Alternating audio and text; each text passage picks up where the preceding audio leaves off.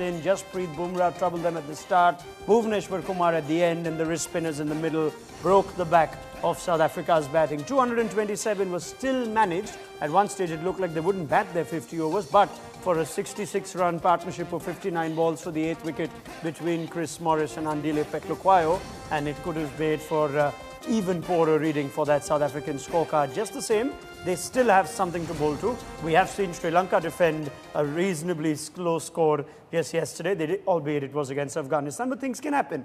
227 is where we stand at halftime. This is ESPN Cricket for Matchday UK 2019. In just a bit, we'll hear from Heinrich Klaassen from the South African perspective, also from Murli Karthik and Alexis Nunes standing by in Southampton. First up, Ajit Agarkar and Darren Ganga. Ajit, would you be pleased by that? You said it was a toss that Virat Kohli in about 50 overs may not mind losing, and it turned out to be a good day to bowl first up. Yeah, I don't think there was a lot in it. I think Bumrah's just on a different planet at the moment. I think Bhuvneshwar Kumar was just honest, steady, but Bumrah just created enough that, just to get those two openers out, especially when the team's down, like South Africa. Odd ball sort of skidded through straight on, kept a bit low, but nothing dangerous. I mean, South Africa should have got another 50, 70 runs at least.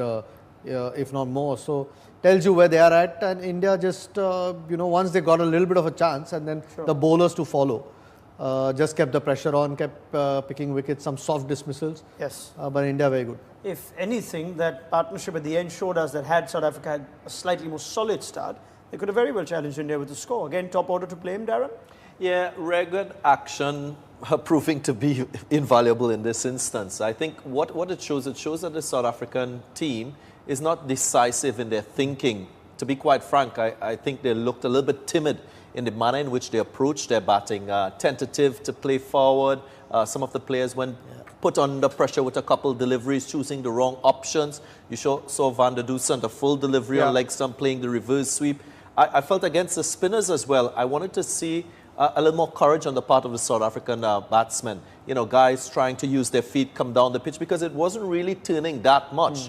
But you never saw the South Africans impose themselves on this Indian batting lineup. Maybe because of the early wickets, maybe because of the 2 losses before. But a side like South Africa, who's been so consistent in World Cup cricket, you expect that their mindset will be a little more aggressive in terms of body language, in terms of intent. All right, let me go to Heinrich Klaassen now. Heinrich, and you've watched this South African performance, and you must have sympathized with that middle order.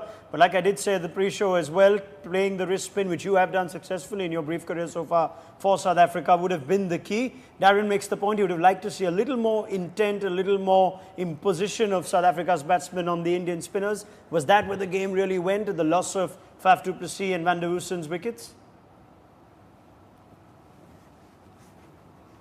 Definitely. Against the spinners, it just didn't look like someone was willing to do the hard work and bat for 30 overs or in that middle period.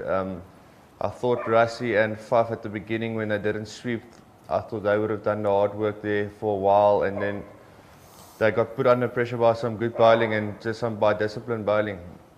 And then 1 or 2 loose shots just made a little bit of a collapse, and then a good partnership between Miller and Andile. Andile looked to put the bowlers a little bit under pressure, and that looked like it became a little bit easier. And then I thought he pulled the trigger a little bit too early, show his cards too early. If he could have batted for another 5-6 overs with Morris at the end, we could have maybe got to 260. So a little bit of ill discipline again from the batting unit, not willing to do the hard yards and bat for 50 overs for someone getting 80 of 110 balls in the conditions that they would dish up today, and some good bowling by the Indian bowlers as well.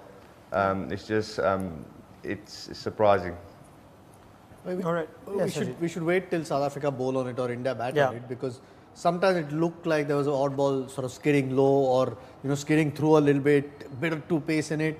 Whether that was actually happening or it's more in the minds of the South Africans at the moment, we'll have to wait till India bats on it. So, but from what it looks from here, at least on TV, it's not a wicket where you should be getting bowled out at the score that South Africa did. We'll have to wait and see. Hopefully, when India bat, it'll show us a bit more. Yeah, nearly bowled out South Africa. 9 wickets for 227 at the end of this performance after winning the toss and batting first. So let's go straight now to Southampton, where Alexis Nunes is waiting alongside Murli Karthik, and I'm eager to hear what Karthik made of his. Alexis, take it away, please. About time, guys, because I'm here with Murli, and he's been itching to talk about India's bowling. And I know, of course, we said that this probably looked like India's match to win on paper, but of course cricket is played out there. Let's start off with Jasprit Bumrah, because dismissing South Africa's opener so quickly, reducing them to 24 for 2, that just really set the tone for this bowling attack. Yeah, and exactly. We spoke about the fact that there are some overheads, but it didn't do that much. The wicket looks really good, and we've seen that just the way he started off just set the tone against two really good batsmen. And Ajit was spot on. I think he's just looking at a different league. And also, I feel, and I'm possibly sticking my neck out and saying this, I think he's more indispensable to this Indian side than anyone else. The way he's going on, the way he sets the tempo, and he's like a all-time any wicket. Give the ball to me is kind of a bowler, and I think that's just special. After that, just the way everyone else carried on. Yes, South Africans were in a bit of a tangle as to what to do, but you have to give credit. Once again, those two spinners coming in, bowling in tandem together, in between. Some of those deliveries were really special. The one which got Faf du Plessis, even the ones hurrying on towards. So they've just been an out-and-out good performance. I completely agree with the panelists out there. It was not that kind of a surface where you can be 221 for 9. It is definitely a good surface, and also something to bowl. 85 for 5 or 89 for 5 at one stage, and I think they've done well to get to 229. Well, as much as we want to wax lyrical about Jasprit Bumrah, and we can all day, every day, he actually didn't end up with the most wickets, surprisingly, because Yuzvendra Chahal, 4 wickets out there. Why was he enjoying himself so much out there? I think, look, he's been bowling really well. You have to give it to him, just the way he varied his pace. And Ajit is, again, right, sitting in the studio, sometimes you don't get to see what we get to see here in the stadium, the way he changed his pace, some of the balls which just drifted in, you're shaping to play a drive and the ball drops on you or it goes towards you. I think these are things which you see sitting here in the stadium, and both the bowlers, both the spinners, sometimes you don't end up with the kind of wickets you get, but Chahal was special. Chahal has been bowling really well. Just the way he's getting the ball to zip off the surface, and I think that is something which you need to give credit to, especially with this white ball and on English surfaces. A lot of credit was going, I saw on Twitter, to the spin twins, as they were calling them, and we know Indians definitely love that. So 228 is the target. Again, you would look like India should be able to walk to this, but we know never to underestimate anyone. So how do they approach this chase? I'm pretty sure that they've got a plan in for it, especially the way Shikhar Dhawan and Rohit Sharma play. They do understand each other really well. Virat Kohli, yes, has been getting starts, and hopefully he wants to convert if he gets a chance. But you're right, they should cruise this. It's a good surface. South Africa, with all those bowlers missing, I don't think there should be a trouble, but you're right. It's a simple game where funny things and strange things do happen. Crazier things have happened indeed. So much so like the sun has come out. That was a little bit crazy, but it's gone away now. It's been flitting in. Even though Murli put his glasses on. It's been flitting in and out. That's why I've got my glasses on. I think he just wants to look cool. But there you have it, guys. I mean, Murli agreeing with Ajit on more than one occasion. So I'm sure Ajit's a happy bunny now. Aren't you, Ajit? I would have been happier if he'd not got the glasses on. I agree. I'm with you entirely. And don't lie to us, Murli Karthik. The sun hasn't shown up for a second from the pictures that we are seeing. But anyway, we expect you to forecast better, and therefore you are. There he is. That's better. We're seeing those lovely eyes of Murli Karthik now. Murli Karthik and Alexis Nunes, thank you very much for joining us. We'll continue getting your thoughts from Southampton. Right, let's focus on those aspects that Alexis and Karthik touched upon. First, 2 elements to this South African innings. One, the new ball versus Jasprit Bumrah, where they lost both openers, and then just as Faf du Plessis and Rassie van der Dussen were building back when Yuzvendra Chahal struck. So let's start with the new ball. Let's get Ajit's thoughts. You said he's just bowling on a different planet. Did he get the best out of just the best time, or was it credit again to Bumrah, who seemed to really crank it up in that first spell? No, I mean, I felt at the start that it was what wasn't the worst toss to lose for Virat Kohli. Sometimes you don't quite know what the conditions are. I mean, but you've seen more grit though from South Africa's batsmen, or was Quinton de Kock? Also, another thing I saw, Quinton de Kock smiling after getting beaten every time. I'm not a big fan of it. I know they both played for the same team in the IPL, so they know each other well. Almost acknowledging that, he's got the better of him. Yeah, may not. I don't know. Darren Ganga, the batsman, and he might be able to tell us. Do you concede? I like this chat. I'm not a if big you were a fan fast, of doing let's say, that. If you were a fast bowler and you're beating your batsman time and time again, and he has a smile down, do you feel somewhere I've got his number? I'm on top of this right now. Does it? Yeah, help? I mean, if I was getting whacked around the park, you know, I wouldn't be smiling just because I've played for the same team with him. I think sometimes a bit too much. A lot of times, even after Hashim Amla got out and Faf du Plessis came and I think inside edge Bumrah for a boundary, there's a little bit of a smile of almost acknowledgement that he's too good at the moment. I think you also want to see, as a bowler, I'd be really happy if there's not a lot of intent shown from the opposition to try and put a bit more pressure on him, as well as Bumrah's bowling. And I'm sure it's very difficult at the moment to get a hold of him. I'd love to go the other way with you. Fast bowler who's getting the better of you at the moment, would you sort of just want to not give anything away, or is that... No, I mean, giving you a little bit? I spoke about the body language and letting the opposition know that you're competing. If you're smiling with a bowler that is getting the better of you, I think you're giving the initiative to that bowler, you're letting them take control.